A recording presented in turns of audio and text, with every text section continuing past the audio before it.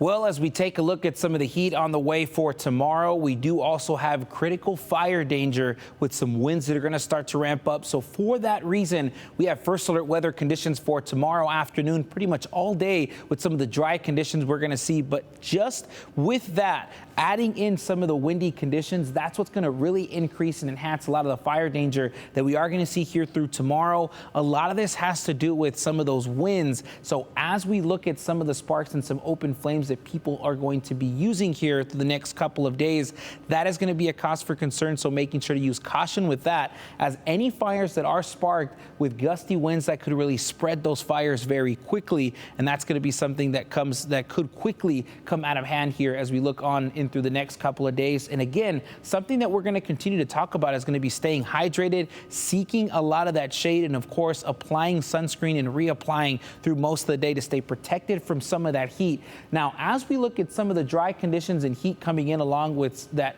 ridge of high pressure, we are also going to see some breezy winds that comes with the system that makes its way up north. That's what's going to ramp up a lot more of these winds here through tomorrow and Wednesday, and that is why we are going to be looking at some fire weather watches that'll be in place from Mountain Home all the way into the western Magic Valley. So as we take a look at some of these future wind gusts, we are going to see a lot of this really starts to ramp up here through tomorrow afternoon, seeing a possibility of 30-mile-per-hour wind gusts across the Treasure Valley.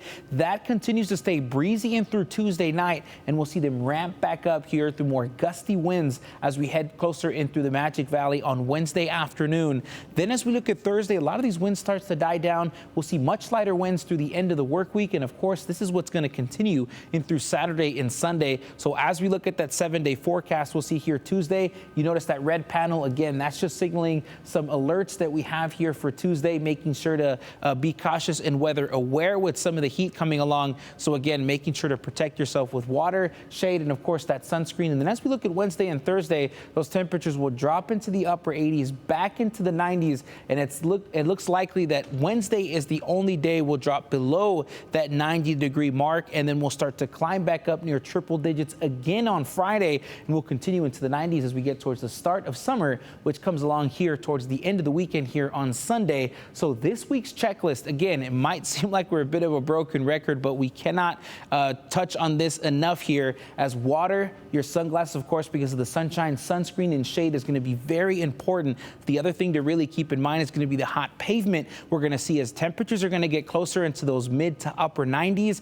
That cement and that blacktop is going to be very hot. So if it's too hot for you, just make sure you understand that it's too hot for those paws and your four-legged friends. So make sure to protect yourself and those pets from the heat this week.